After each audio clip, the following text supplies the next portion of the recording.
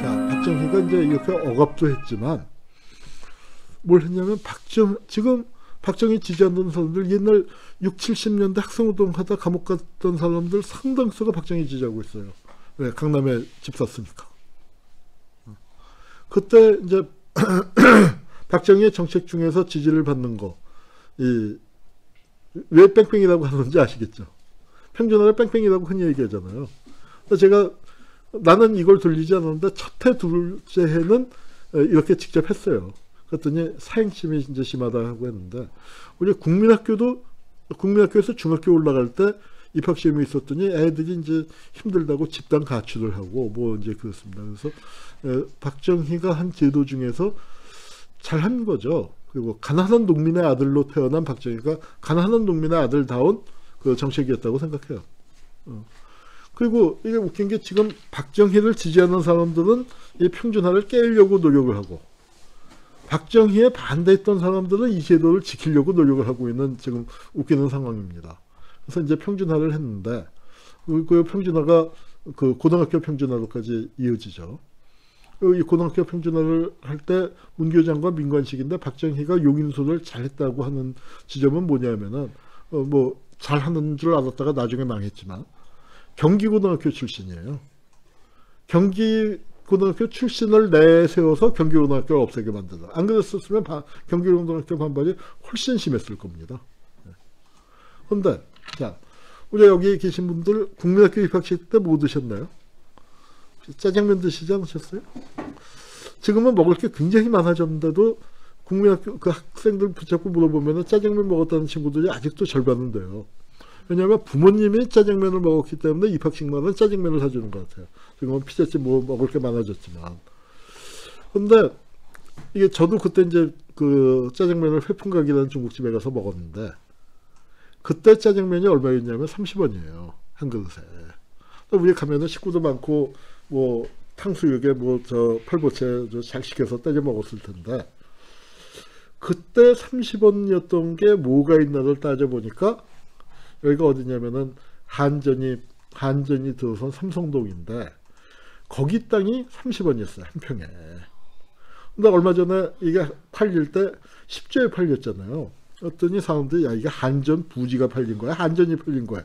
10조라니 하고 했는데, 이렇게 되면 평당 이게 4억쯤 되거든요. 3억 몇천 4억쯤 될 거예요. 30원이었던 게.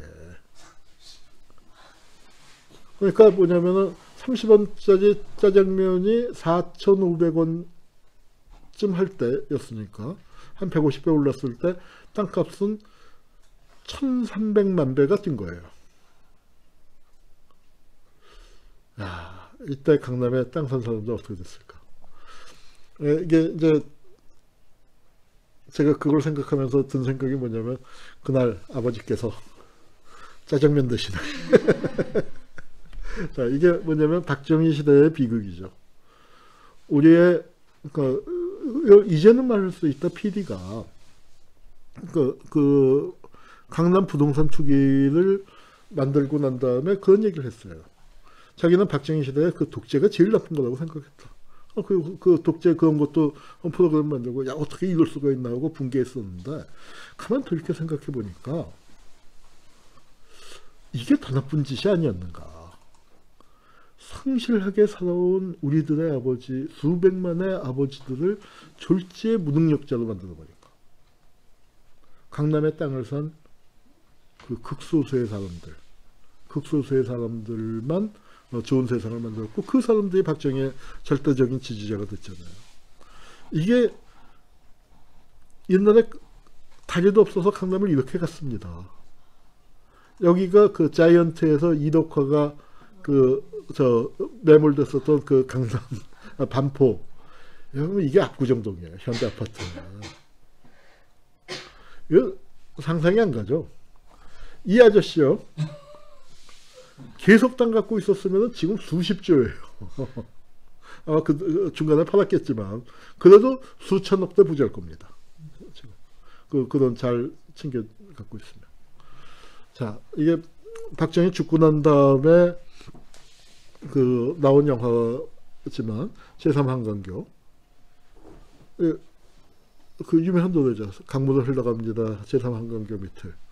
그런데 이 제3한강교가 왜 생겼는가를 생각한다면 이게 강남 개발하고 밀접한 관련이 있어요.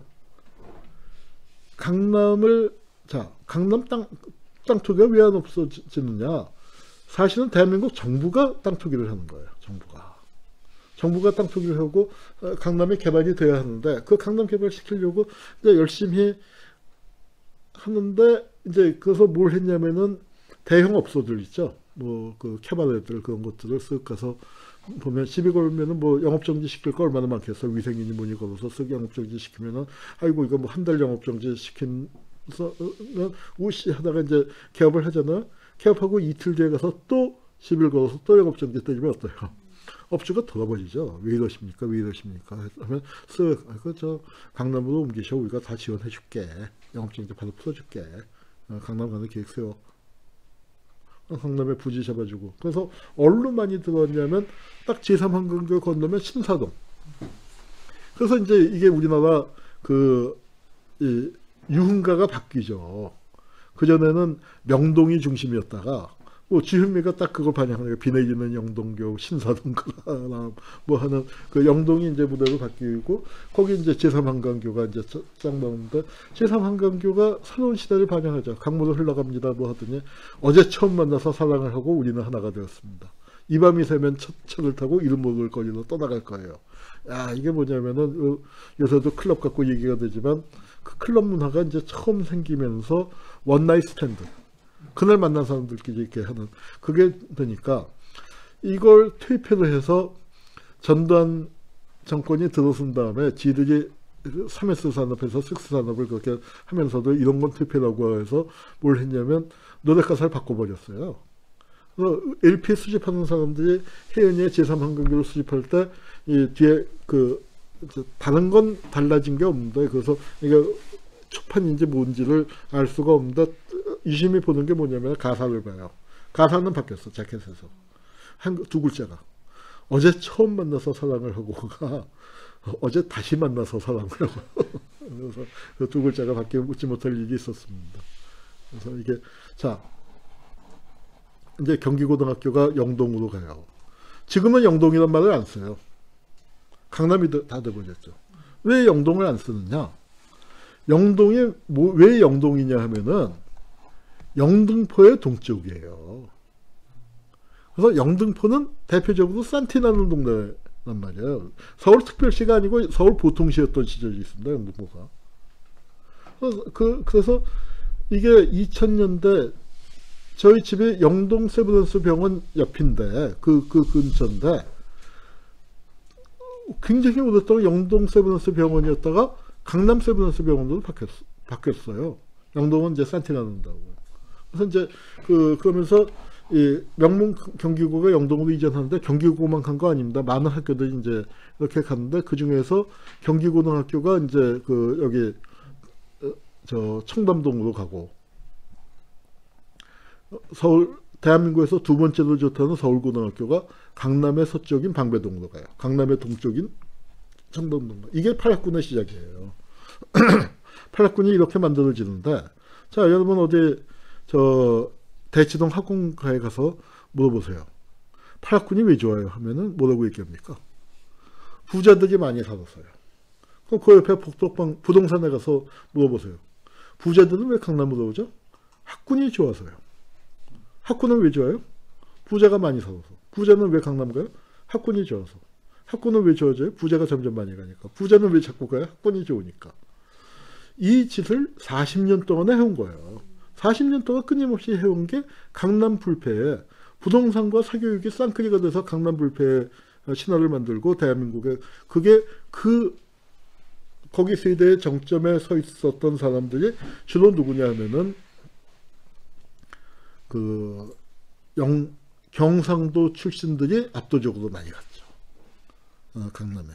이게 서울의 부자들의 지역별 분포도 좀 따져봐야 하는데 호남 사람들은 저 서쪽으로 많이 가고 또 청량리 그쪽으로도 많이 가고 용산역 청량리 그쪽으로 하여튼 그것도 지역적 분포도 좀 생각해 볼 필요가 있는데 강남 불패의 신화가 만들어지는 겁니다. 그래서 강남이 박정희의 가장 중요한 지지 기반, 그 보수층의 지지 기반이 되는 거고요.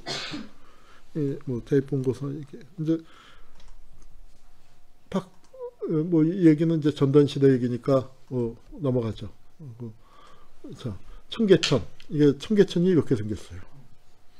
이거를 여기서 이제 그러니까 이거를 복개해서 이렇게 만들었고, 여기 요 물탱크 있는데 여기쯤에서 전태일이 분신을 한 거죠. 요 위로 고가도로가 들어섰고, 예. 청계천이 이제 이런 모습이고, 이걸 칸을 나눠서 2층으로 나눠서 발바람이 이런 분들이 지금 강남에 그 아주 큰 이제 여기 청계천에 그 업주들은 강남으로 가고 여기 있었던 사람들은 계속 여공으로 남아 있고, 이제 뭐 그 세상이 참 불공평하죠.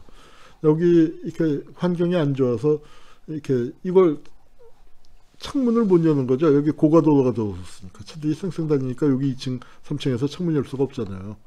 그래서 안에서 작업을 하다가 도시락을 먹으면 도시락도 형편이 나아져서 그런 거죠. 전태일 때는 도시락도 못 사오고 수도꼭지로 물배 채우니까 전태일이 버스비 아껴서 풀빵 하나씩이라도 먹였다는 거 아닙니까? 그렇게 했는데, 그러니까 여기 이제 이제 좀 형편이 나아져서 도시락을 싸오는데, 이 안에서 도시락을 먹는데 밥을 한 반쯤 먹으면요, 밥 색깔이 바뀐다는 거예요.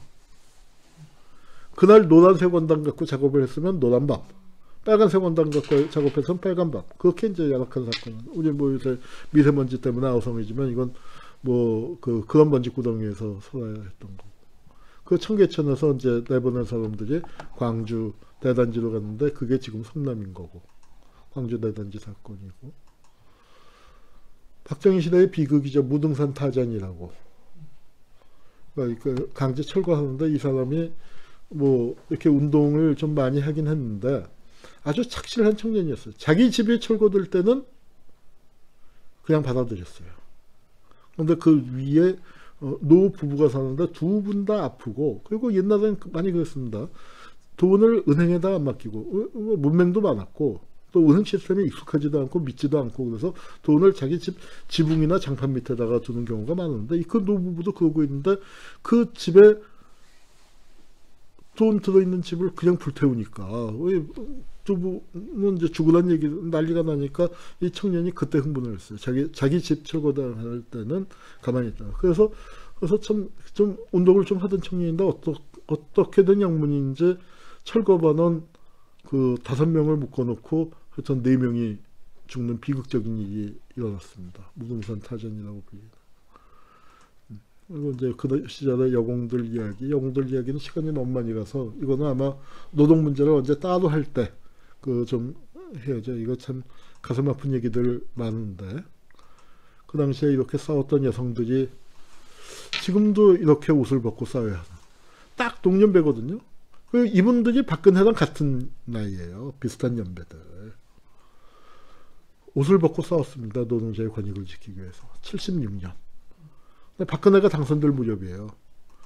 76년이고 2012년이면 일제 36년만큼의 시간이 지났는데 왜 이 여성들은, 대한민국은 그동안에 엄청나게 산업화 민주화됐는데 왜 아직까지 옷을 벗고 싸워야 하느냐. 이거는 대한민국에서 민주화를 주도했었던 사람들이 정말 심각하게 반성을 해야 할 부분이라고 생각합니다. 우리 민주주의가 노동 없는 민주주의가 되어버렸으니까 그 문제를 어떻게 해결하느냐가 앞으로 촛불의 중대한 과제라고 생각합니다.